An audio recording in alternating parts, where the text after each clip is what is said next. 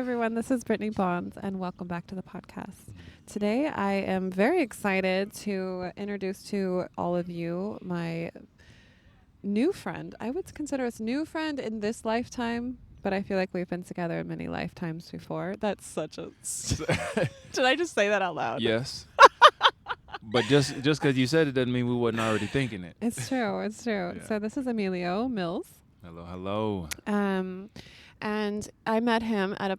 Am I allowed to say that where I met you? Yeah. Okay, I met him at a play party on Friday here in the Bay in San Francisco.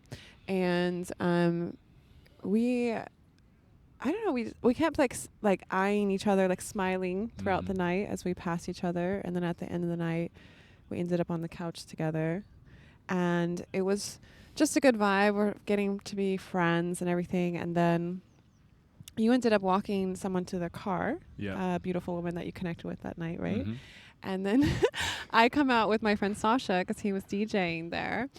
And there is an entire, I'm going to put it in this podcast, there's an entire tree branch covering two cars, like on top of Sasha's car. Like this huge part of the tree just fell off on his car.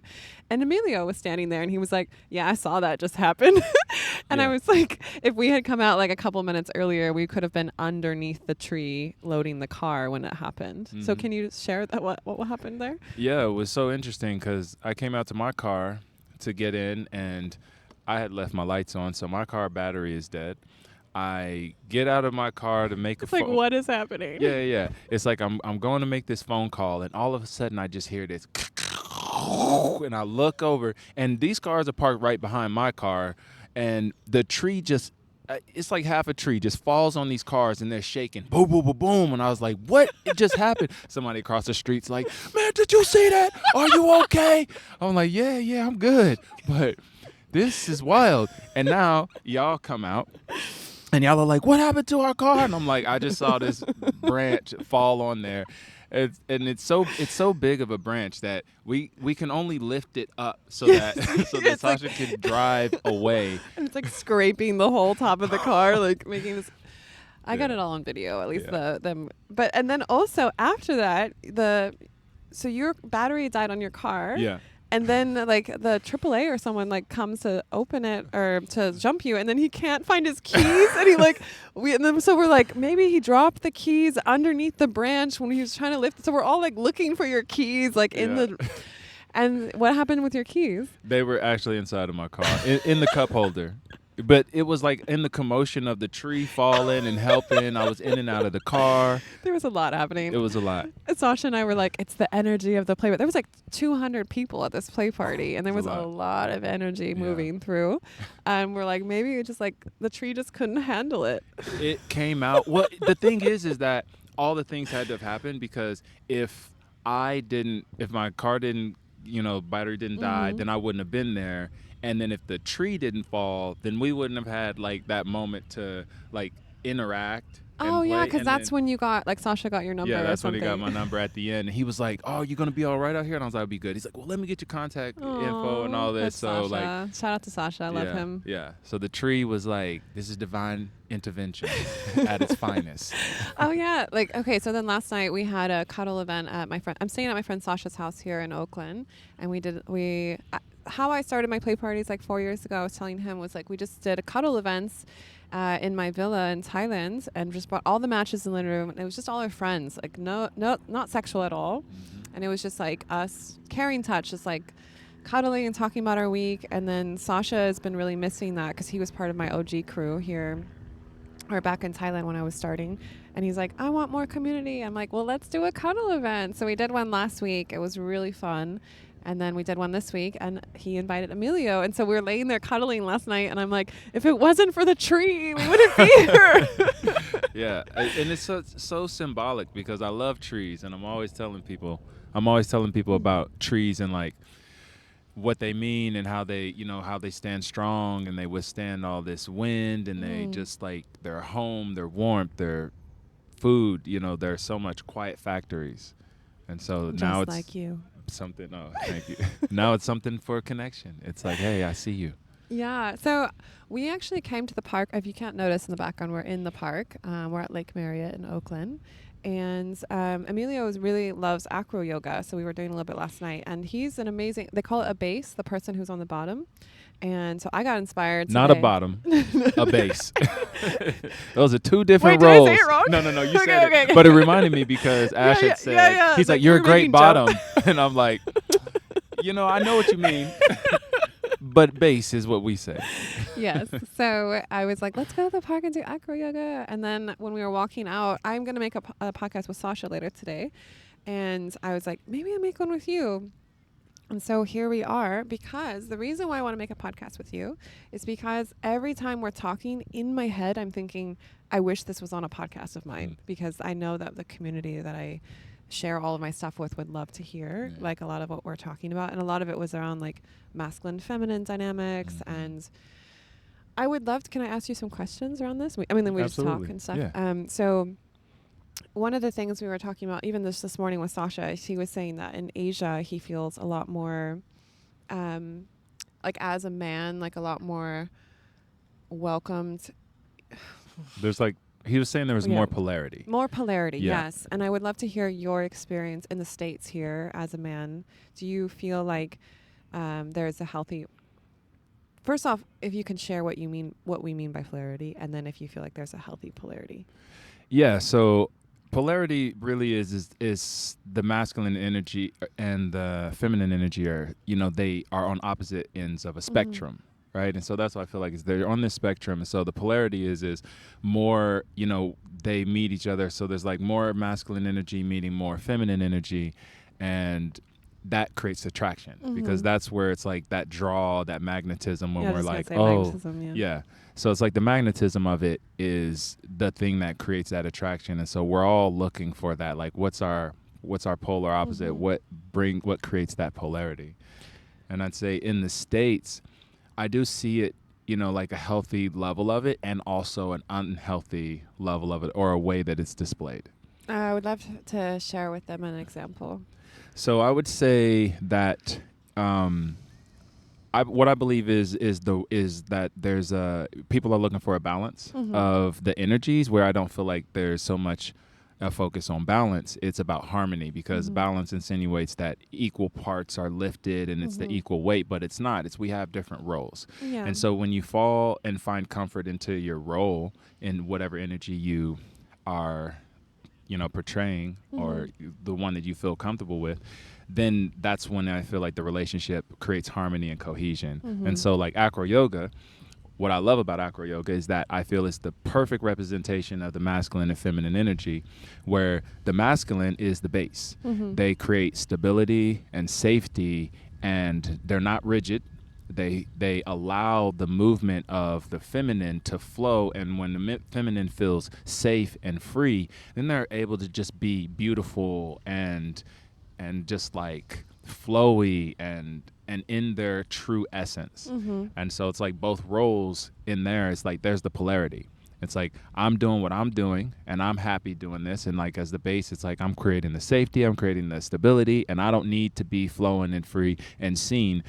My happiness is that you feel safe enough, the feminine feels safe enough to be flowy and free and seen and beautiful. And like creating that safe container for her to unfold. Absolutely. Yeah, and flourish and stuff. That's what I was saying when we just went and got a coffee, was like I spent so much of my 20s in my masculine energy, like leading in my masculine. I really believe that we all have masculine and feminine in us. So it's just which of your own inner balance that feels good in your body. And for me, I was leading my masculine and it didn't feel good in my body. I was like just kind of like frustrated all the time. We were talking about human design yesterday, like I was not in my alignment. I was like pushing myself, thinking I need to do more, but really just tired a lot in my body and just not feeling soft, I think is the best way to put it. And then I feel like recently, especially in the last 5 years, I've been like really like softening in. And for me, it was a lot of things. It was a lot of things. Like it's not, I don't want to be like, it was two things,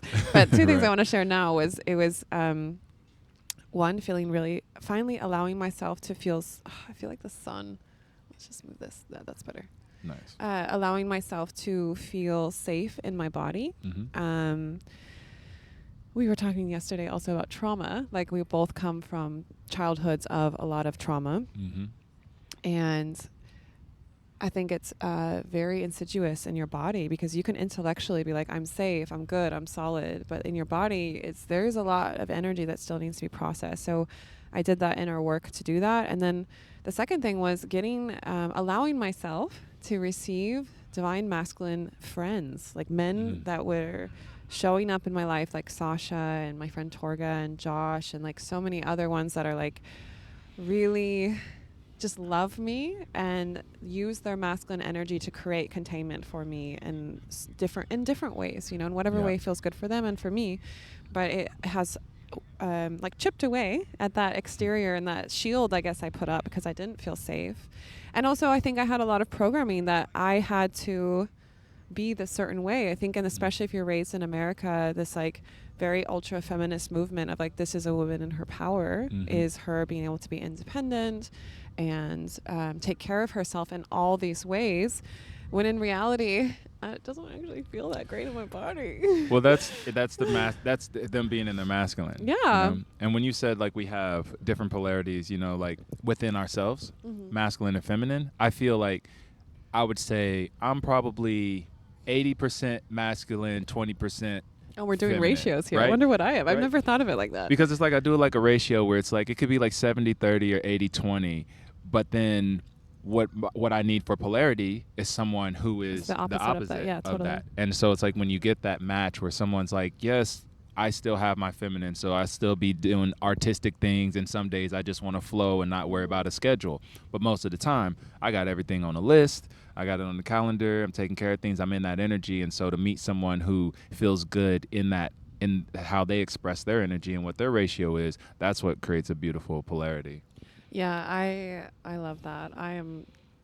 When I am allowing myself to be fully in my feminine, it's just so much free flow. Okay, everyone's like, where do you live now? I'm like, I don't know.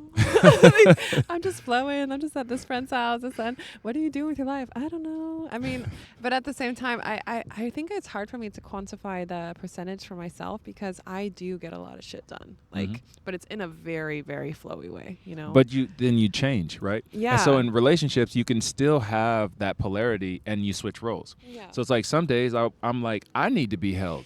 I want to feel soft. And then so it's like, and I need you to take care of this thing. And then my partner switches. And so we trade roles. Yeah. And so the polarity doesn't have to always be me, mostly in my masculine. It's not rigid. Yeah, it's not rigid. Because rigidity is just masculinity void of femininity. Wait, hold on. I really like that. Can you say that again? Yeah. Rigidity is masculinity void of femininity. And so it's like it's without the feminine, the masculine just becomes rigid. So like 4 walls make a house, but they do not make a home. Yeah, the feminine is what makes it feel good. Which makes it feel really good. And so then, and too much feminine without any masculine is chaos. Yeah, totally. And so it's like... I've been there. Yeah, right? It's like trying to hold water in your hand. It's just falling through. You need a bowl. You need a container for all that beauty. But you hold it not with restraint, but kind of the way that the earth holds water, right? It's like it provides a place for it to be, but you'll never look at the water and be like, it looks contained. Yeah. It's still it's free. Yeah. Yeah. Free flowing. I would consider you, I mean, I just met you, but I would consider you to be someone who has a healthy viewpoint around masculinity. And there's a lot of men who listen to my podcast that I feel like a lot of the I would consider good, amazing men out there in the world that are like our generation and younger are in like a full-blown trauma response of like, how do I show up as a man? Yeah. Because you were saying to me when we were just at coffee, like, it is like, it brings you as a man like so much joy to like serve and to show up and create that container for the feminine. And I what would you say to a man who's like, okay, well, how do I step more in my masculine? Stepping more into your masculine is understanding what the masculine role is. And I feel like the masculine role is not the role that leads per se in the way that we see it. It's your support. Right? And so it's like the feminine is what leads, but the feminine doesn't take action first. And so that's why it gets confused of like, oh, the masculine leads. The masculine takes the first step in order to create safety for the feminine, and the feminine inspires.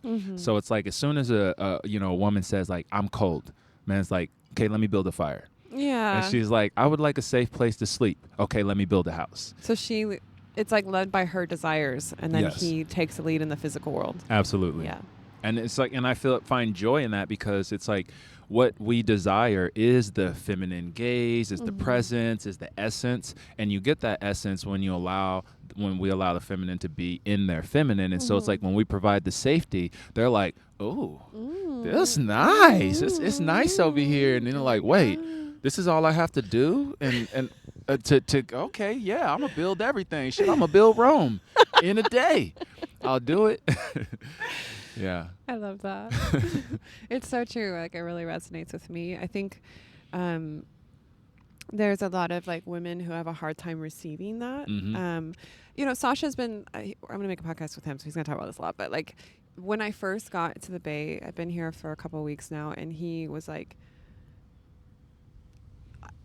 he openly admits he was complaining about like women here and just his experience with women. And I didn't really understand. And then the other day I interacted with a mutual friend of ours and spent the day with her. And like, she was just really in her masculine energy and, was just like, we need to do this and da-da-da-da. And it felt like so crunchy in my body. And I was like, I just wanted to get away from the energy and like be able to be my normal feminine self. But I felt like, and what I could feel was that she wasn't even happy. Like she was just like doing it because she thought that's what she needed to do. And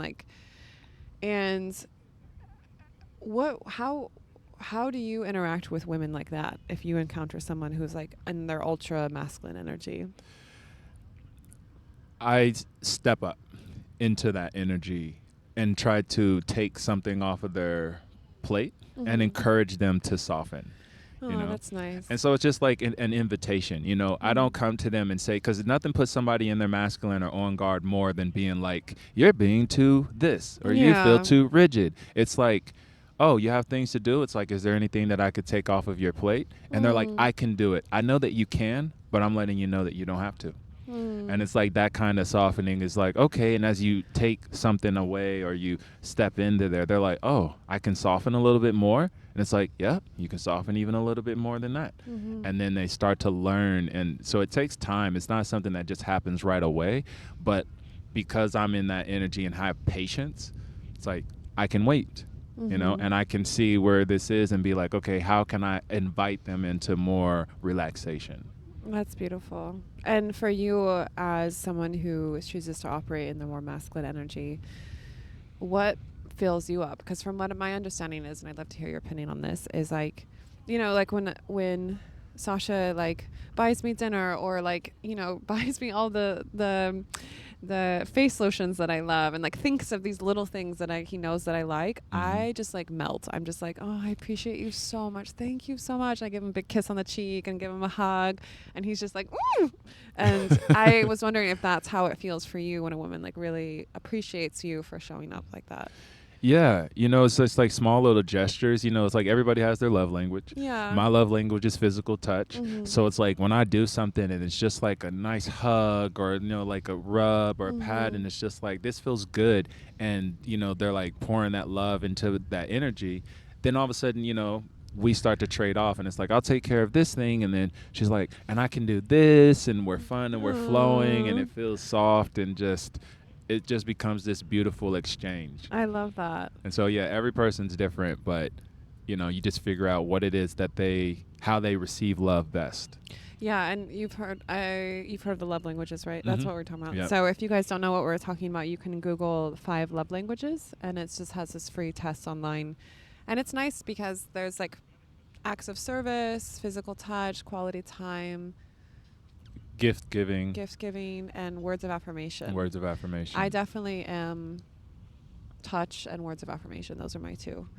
But I feel like as I like progress in my relating, I mean, I like a little bit of everything. Like, doesn't everyone? Yeah. I think, though, for me, the thing that is the least on my list is gift giving, because for me, my Venus is in Sagittarius. So one of my most favorite gifts a man has bought me was a 3-week trip to Cuba, where we would just like went to Cuba for 3 weeks together, and we just met, and he was like, okay, we can go to Jamaica, Cuba, or Dominican Republic. And I'm like, I've always wanted to go to Cuba. He's like, I booked the tickets, let's go. And I'm like, now I'm in love. And when I hear you say that, I'm like, yeah, while it is a gift, the thing that you lit up the most about is that you got to do it with him, which then says Yeah. quality time Yeah. would be the thing. Yeah. Totally. And just Mhm. adventure time. Yeah. For me, the quality time that is my favorite is when we're going on an adventure. Yeah. And there's like something new. I've never been here. We're doing something that I don't know what's going to happen. Like I just went to Disneyland with my friends last week. Love Disneyland. And I haven't been since I was a kid, you know? So like I was like, we got the fast pass. We were like on mission mode. We were there for 13 hours. We went on like Wow. over 20 rides, and I was so happy. Like the teacup was still one of my favorite ones. Yeah. We were like spinning. My inner child was so happy the whole day. It was great. Yeah, to And be able to play adult play. That's I'm Totally. on board with that. Yeah. Yeah. So Kaimas, like, tell me something else about you. What are you looking for in your, like, where are you at in your connection right now? I know we talked about it. I want to share with my viewers. Yeah. So recently, out of a connection, Mm-hmm. my last partnership ended. She left. It was pretty shocking for you, right? It was pretty shocking. It was full of love, so much care, so much connection. Like that relationship, no matter what, will always hold like a high value of respect and love and care for me, because in that relationship is where I saw my capacity to love Oh, and that's my nice. capacity to hold the feminine grow exponentially. Can you give me an example of how you were able to hold better? Yeah. She's free and like attractive like me, right? Like in this way where she draws attention from other people, and how she wants to move in the world was different than people that I had normally dated. And in order to be Wait, okay. Can you tell us how? If you're comfortable sharing. I just think it's really helpful. A lot of people that listen are exploring open relating. Mhm. Yeah. And so they're always like, what are other people doing? Yeah. So, yeah, I would say when we first started, she was very poly and open and free and prioritizing her freedom.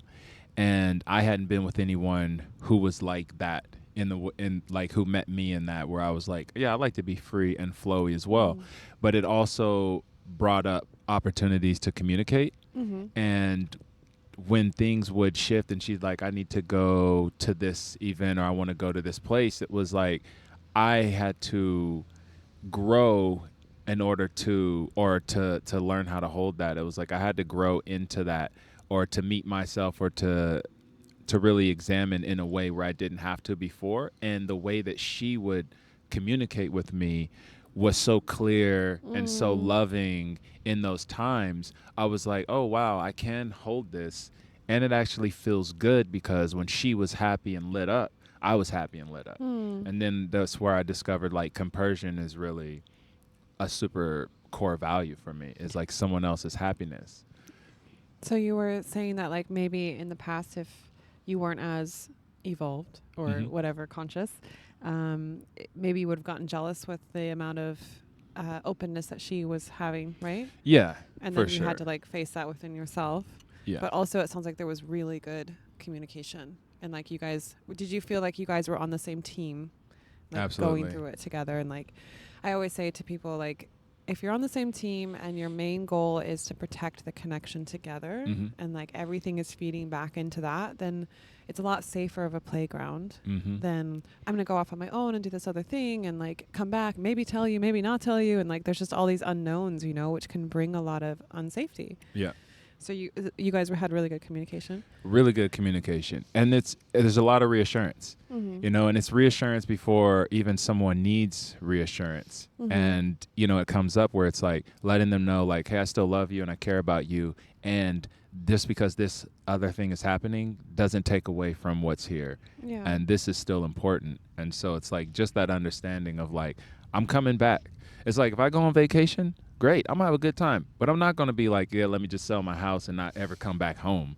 Like I want to be able to come back and have a place to be. So, I mean, people do that on Copenhagen all the time, though. They do it, and it happens. But it's like it's not normal. Yeah, and also like it's not going to prevent it from happening, even if it was a closed relationship. Totally. Like people leave those relationships all the time. Yeah. So there is no true, I guess, safety other than the safety within your own self.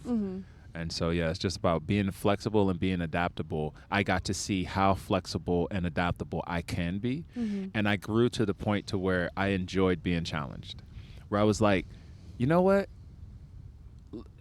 Like, bring me anything you think that I can't hold. It was like at a point where I said, bring me anything you think I can't hold and watch me hold it.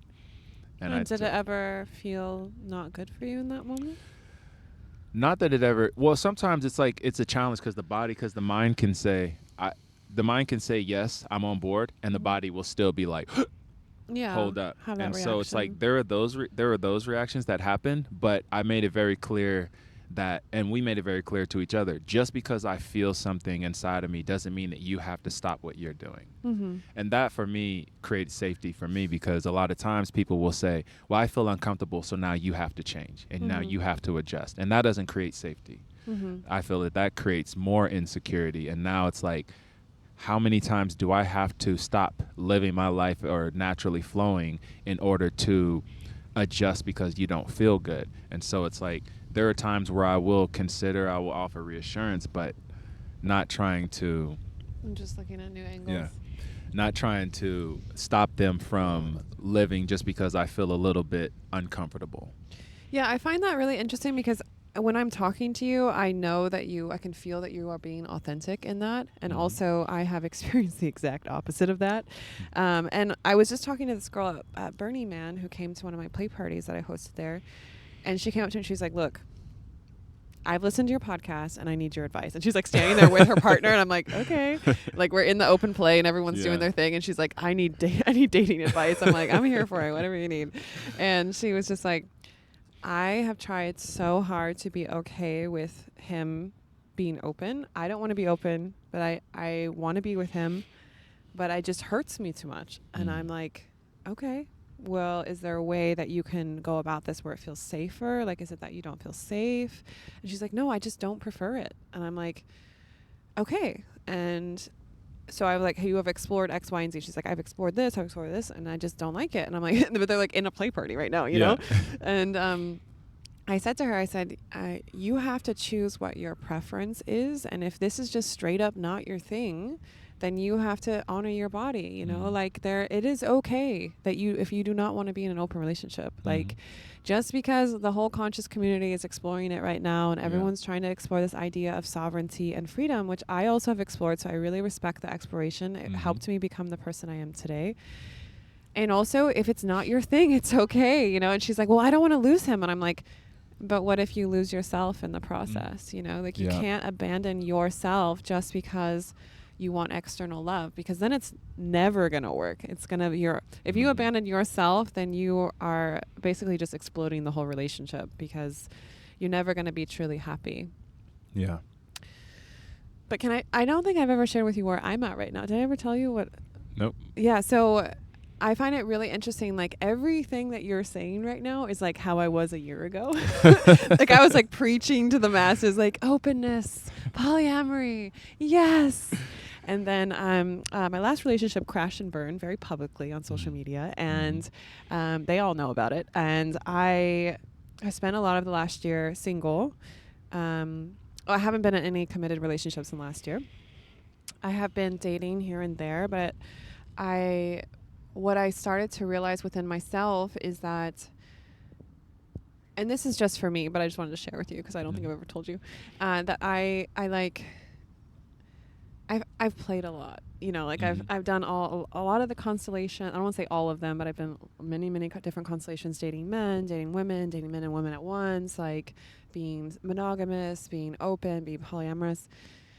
And where I'm at right now is like, I am so excited to build like my mission in the world, like my soul mission out, which is this community that, yes, it's the play parties, but it's the community around the play parties. It's like building my tribe and having that spread across the world.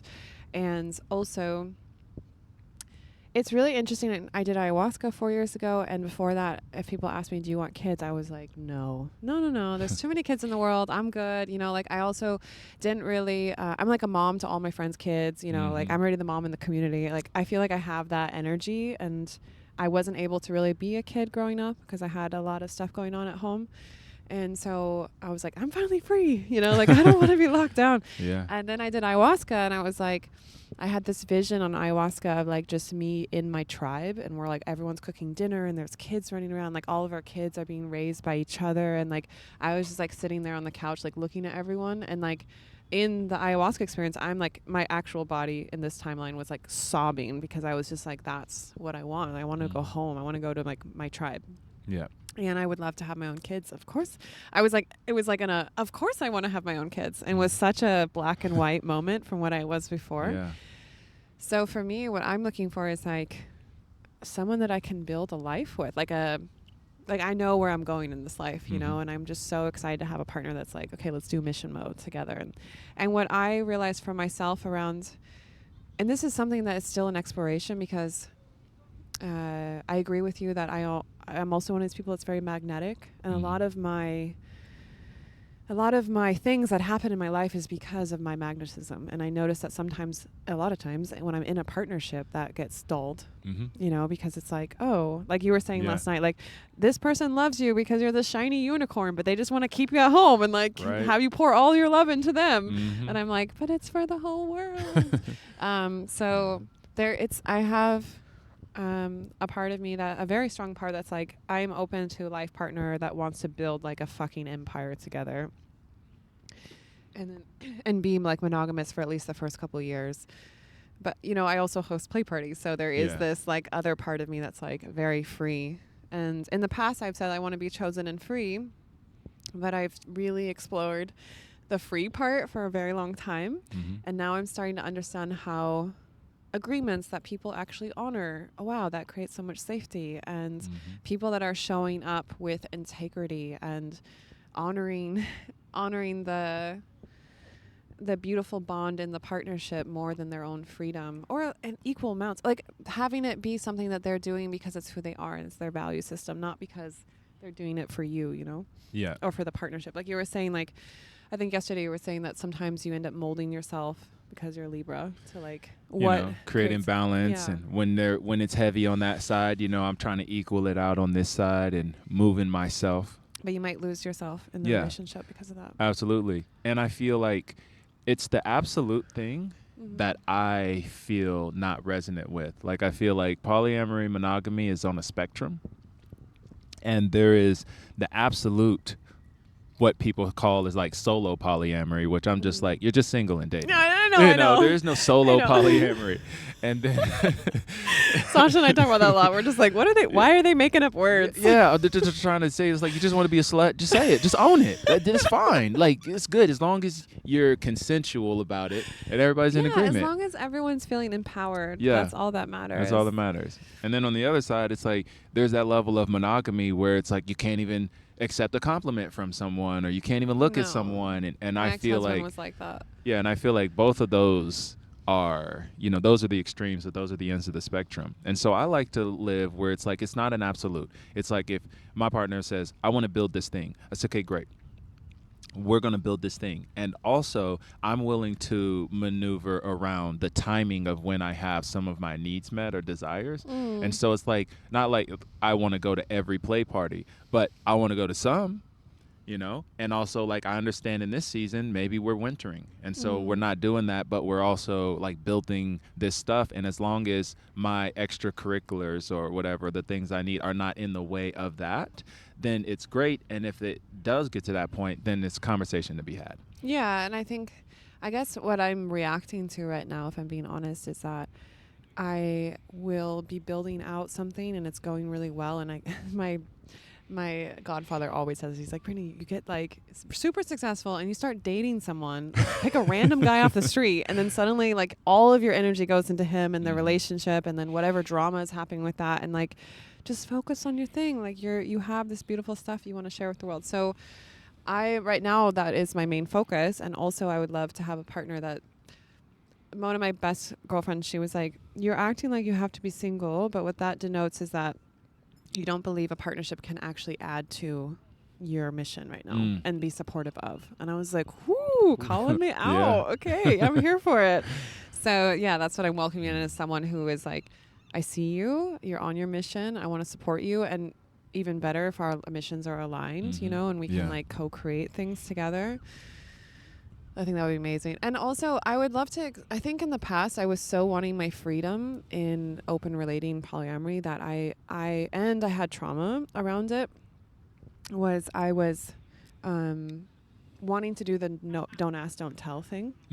When in reality, that just created so much more tension in my body. Yeah. And now I've been practicing with every man that I am in a lovership with is just like super, super extra communication. Like I just went on a date like 2 nights ago, and I was telling him like someone else I slept with last week, and he was like, how did it feel? And I was like going into it, and I'm like, I know you met someone out when you went to Salt Lake, and how did that go? And he was like, it was amazing, and I'm like, this actually makes me feel so good, you know? And yes, we talk about compersion, which is like you feel happy for someone else, you know, happiness and pleasure.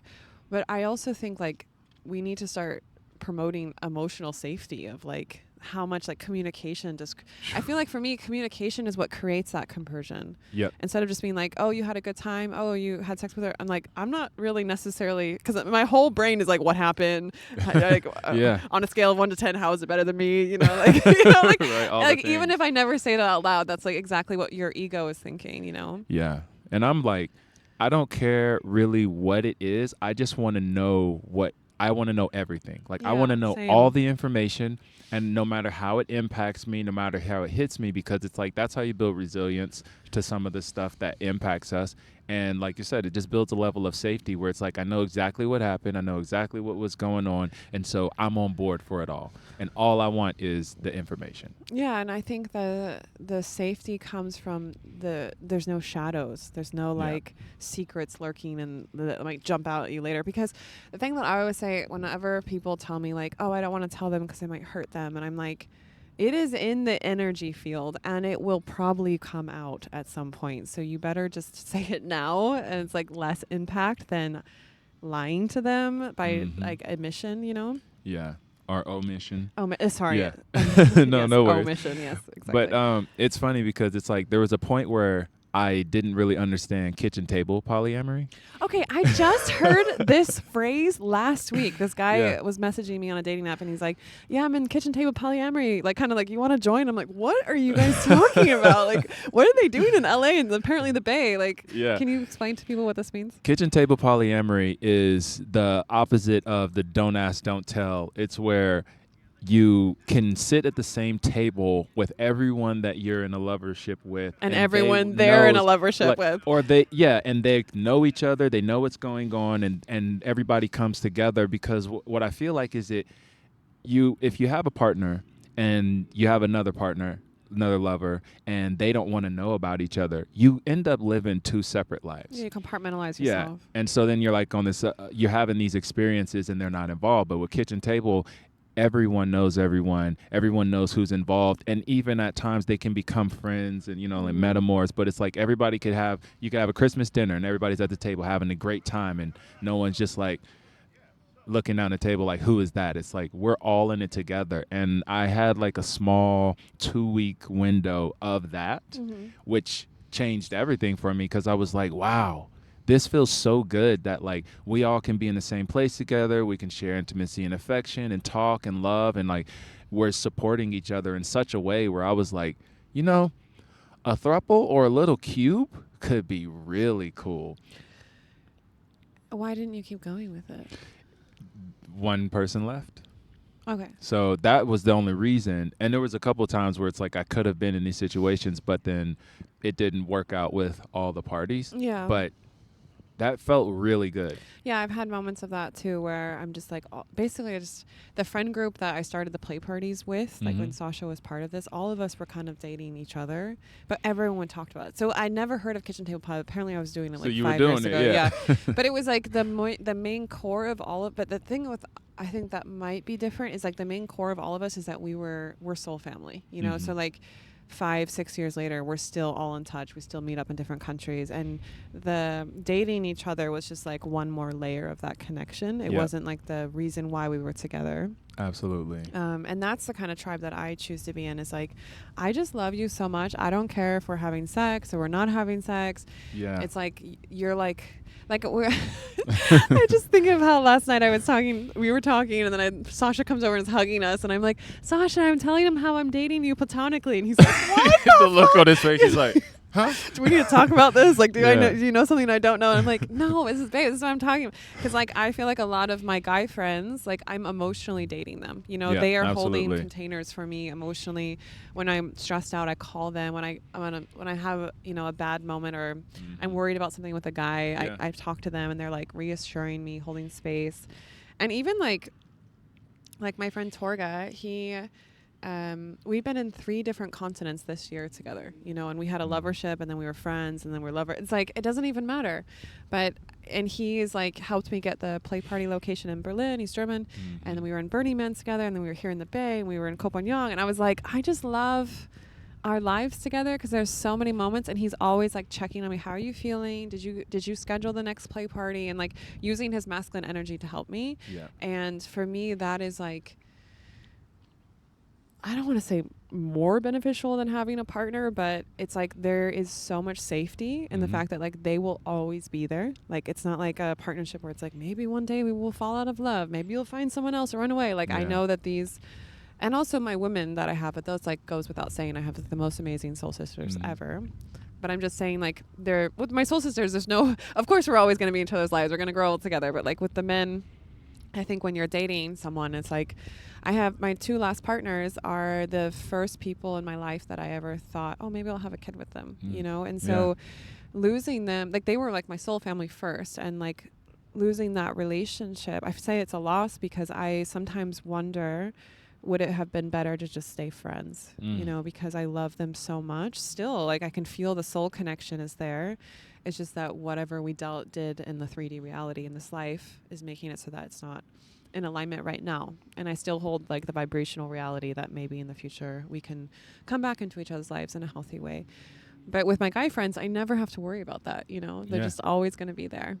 Absolutely. And you said it earlier too, when you were talking about emotional, you're in an emotional relationship with them or platonically. I feel like when we're talking about polyamory, we're actually talking more so about polysexuality, where it's like we're talking about who we're intimately sleeping with, but we don't consider relationships where it's an emotional like relationship. So like polyamory is being in connection with multiple people, and so you're saying being able to love multiple people. Being able to love multiple people. Yeah. So you're saying polysexual means like sleeping with multiple people, Yes. having sex with multiple people, and then what is that? And then I guess somewhere I'm in just there, like trying to give people like definitions. Poly-emotional or something like that. But it's like there's just that way where, if you're processing with someone, because an intimate relationship is physical, it's mental, it's emotional. And so a lot of times people will process deeply intimate and emotional things with people. And I feel like that's an intimate relationship. Totally. And those relationships are like, it's okay. You can have as many of those as you want to. But I'm like, also, those take energy. They take time and they take focus. But then when people are talking about what I can't do in polyamory, it's usually about the sex. It's like them sleeping with other people. And so it's like in this way where, I like to think of it as a relationship is a relationship and an intimate relationship is an intimate relationship. And if it's serving you and providing for you in this way, I call it a partnership. So even in some of my friends where they're just like, this is my best friend, I'm like, and y'all are in a relationship. Like totally. That level and that amount of time that you spend with them is a partnership that I consider. And so I like to look at them in that way as like, it's any of these 3 things I consider as like, that's a lovership, even if it's an emotional lovership. So, but do you quantify, not that I want to like quantify this, but like I'm trying to, because this is a hot topic for a lot of people, is like, a lot of people are okay with their partner being in an emotional relationship with someone else, like, really good friends, but they're not okay with them sleeping with that same person. How do you feel about that? I feel like personally, I feel that the emotional relationship is the thing that kills the relationship anyway. Like, so like if the emotional is like, if they're having an emotional relationship with someone and they're also sleeping with that person, like, I don't feel like, I feel sometimes it just depends. It's like, I feel jealousy is information. And so there's something that's happening that I am desiring, and that's why I'm feeling this way. Wait, what do you mean by jealousy is information? So if if I see like my partner is dancing with someone, right? And like right now personally, if I see my partner dancing with someone, I'm happy as hell. I'm like, man, she's getting her needs met, she's having a good time. I'm taking a break. I'm probably sweating, having a drink of water. Like, I'm great. Like, please dance. And then when she's done, when y'all are done, find somebody else to dance with. Cool. But if I were to feel like jealousy of like, oh, I saw her dancing with him and I felt some kind of way, it's usually either they're dancing in a way that her and I don't dance, right? And it's like, maybe I don't have that capability. Maybe I can't lift her in that way and I don't have that. And so that's information of like, I need to improve my dance skills.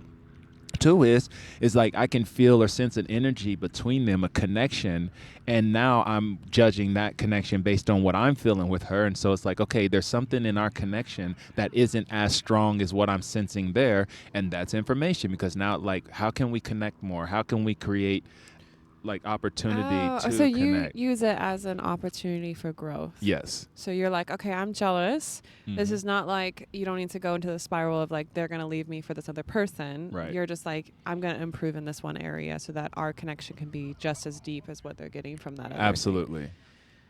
Oh, that's a nice way to look at it. I've never heard of anyone say that. That's just, I like it. I like it. I feel like I heard it somewhere. I can't say where I heard it, but I've had that thought for a while, where it's just like, I never grew up with feeling jealous. I always grew up feeling like, oh, you like him better? Well, shit, I'm about to improve. You ain't gonna leave me for this dude. Like, I'm telling you right now, you done messed up. And all of a sudden, it's like, in the next relationship, it's like I'm better than the last one, because I'm like, I'm just improving. So that's always been me, of just like, when I see somebody and I feel like they're at this level, what is it that they have that I want? Because that's really what it is. I love that. And so it's like, I feel like the difference between envy and jealousy is like, what do they have that I want? And envy is kind of like, they have something and I don't want them to have it. You know, it's almost like this kind of energy. And so I'm in the place where it's like, if I see something I desire, I become what I need to, or what I want to have that thing. That's beautiful. And I also believe that's a energy of abundance too, because some people get jealous because they feel like they are not capable. They're in scarcity mindset around their own abilities, you know, or just, I find it interesting the way you look at the connection though, because it's almost, I want to say like a structural, I'm like thinking in my brain of like building something, like actually structurally, because like, as from the feminine perspective, I view connection a lot of times as very esoteric. You know, it's like this energy that you have between each other, and you're like breaking it down like, no, what's the program here? I'm going to learn this better. I'm going to like excel. You know, I'm a masculine it up. You know what I'm saying? I'm like, hold on. I'm gonna build this house this way. You know, the feminist's just like, it's just there or it's not. I'm like, hell no. I'm like, no. She's just like, I was cold and then I was warm. And I'm over here like, no, I went and chopped these trees, pulled this wood, made the fire. It didn't just happen. You know, so that's why I feel like that's just how the masculine operates. But I think that's a really great also advice for men who are listening to this, is like, if you look around and you're not getting the attention from women that you desire, or you're not, you know, there's a woman that you really enjoy that you would like to have a connection with, or if you're in some sort of dynamic where you feel jealous, like to take it, like how he was saying, as information, like, oh, how can I improve? You know, make it a game within yourself. Yeah. Like, I'm going to up level on this video game. I always say life is a video game. Always, like, you know, it's an RPG. Totally. You know, and I'm getting new downloads and getting new skills.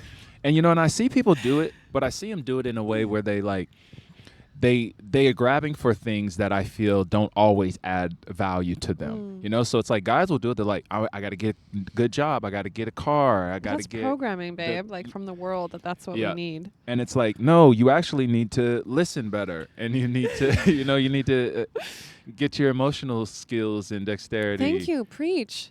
Thank you. I think if men started getting switched on, that a woman, yes, we like it if you're solid, like, and you're stable financially and in the world, but what really gets us turned on a lot of times is how you communicate with us and how you hold space and how you are able to hold your own emotions and also share vulnerability. Because, like, I can't speak for all women, but for me, I know that I really honor, I think it's really brave and strong and strength, like a sign of strength when a man can vulnerably share their feelings. Because for me, I am such a sensitive person, and I can feel everyone around me. So, especially in my last partnership, there was so many times where I'm like, "Oh, hey, what's up? You know, how you doing? Like, what's going on?" And he's like, it's fine. He's very German. It's fine. Everything's fine. And then later on, like later, like months later, he'd be like, oh yeah, I was really upset at that moment. I'm like, Yeah. what? Like, and then like I'm like, you're giving me nothing to work with here, and I can also feel you, you know. So then the feminine sometimes goes into this overcompensation of like, I will heal you, I will make an even safer space for you to open your feelings, but that's not my job, you know, and I will never do that again. Yeah. And there's just a way, and there is a way that the feminine cannot hold what the masculine can hold. There is a way where it's like, we're here to build the safety, right, and the stability. And if we were unable to hold that, and we were to put that on the feminine, they're like, oh, now I have to be in my masculine, which pulls them out of their feminine. And now they can't be in their true essence. And so we've got this programming now where it's like, well, you can't share anything, because any kind of disruption in that safety or instability will cause the polarity to change in the relationship.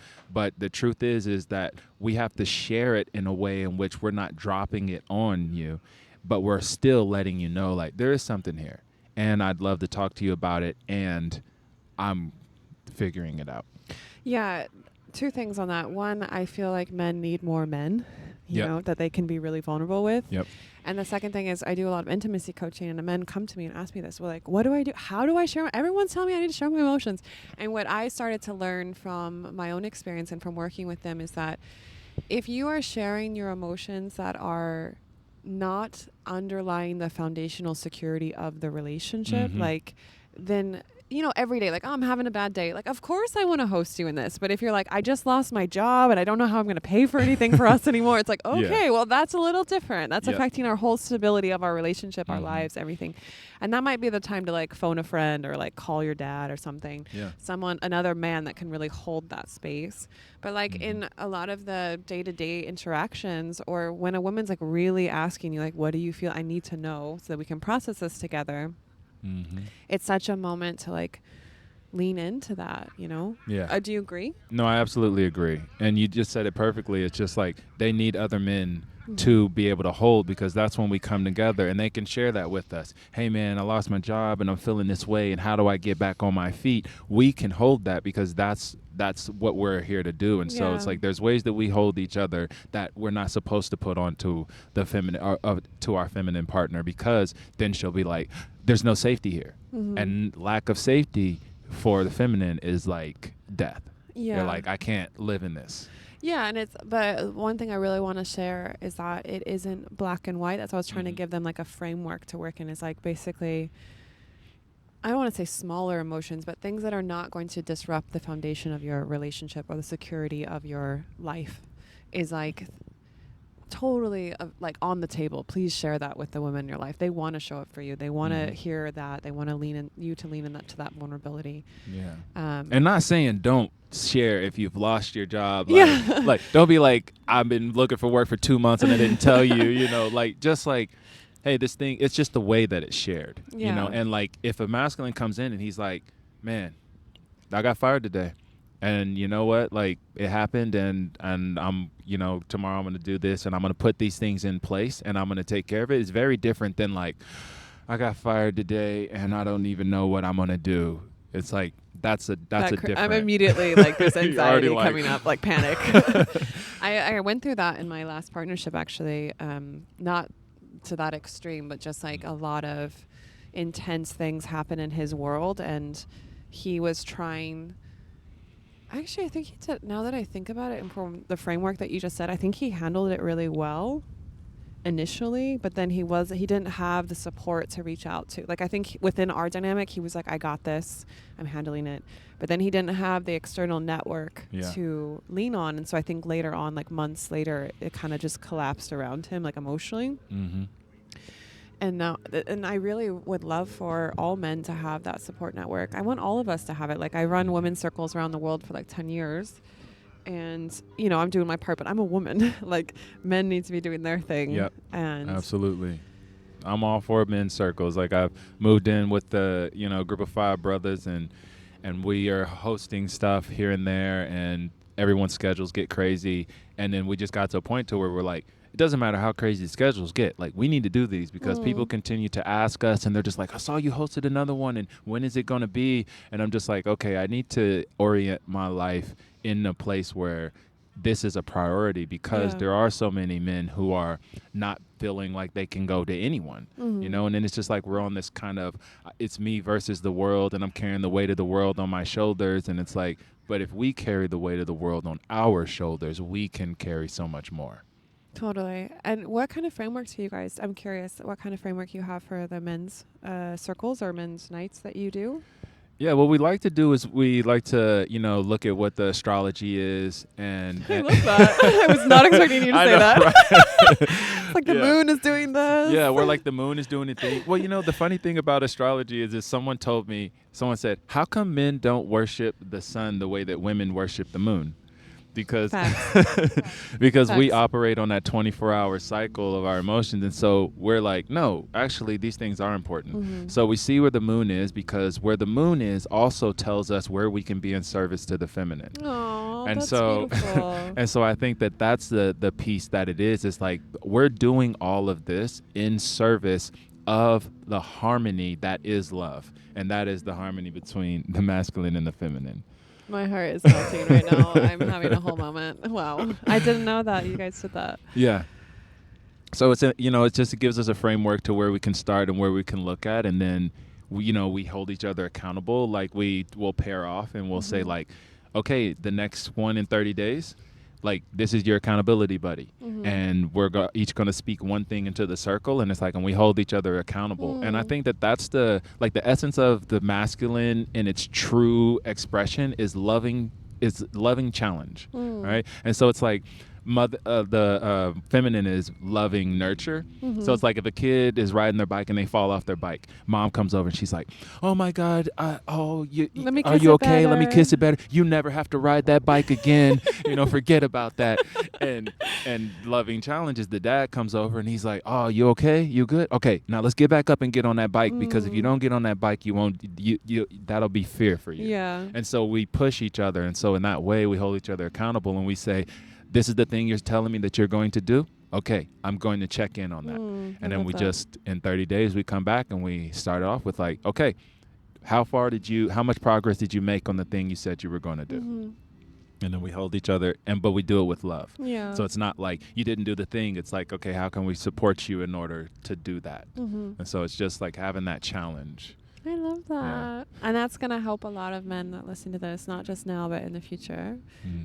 Because I think a lot of my guy friends are like, I want to go to a men's circle, but a lot of them are just like, they're holding them in the way that women, it's like they just took the framework of what women are doing in women's circles, and then they're just doing it in a men's circle. But you don't, like you're saying, it's like completely different energies, and they need different things. Yeah, we need different things, and women need to be able to have a place where they can be nurtured and soft and just like cry together and do the thing. And men, we need to be able to like challenge each other and look each other in the eye. And so it's like the difference is like in a women's circle, it would, it's like side by side. And they sit next to each other, and you're like, we're here in this thing. And men's circle makes more sense. Like, we sit here and we're like, this is what I'm going to do. And so it's like that energy is just, it's different. And it needs to be, because we have different roles in the world. I love that.